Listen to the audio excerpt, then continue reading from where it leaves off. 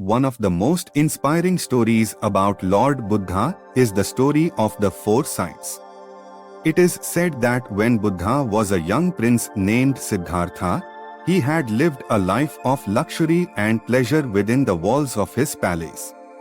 One day, he decided to venture out beyond the palace gates and see the world outside.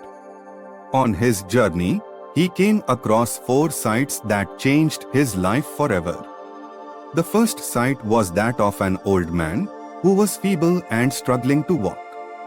The second sight was that of a sick man who was writhing in pain. The third sight was that of a dead body being carried to its final resting place. The fourth sight was that of a wandering ascetic who had given up all worldly possessions and was seeking spiritual enlightenment.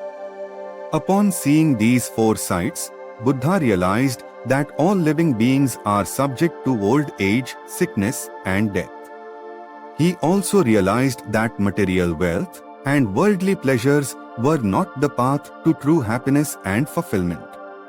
Thus, he decided to renounce his life of luxury and become a wandering ascetic himself, seeking the truth and a way to end suffering.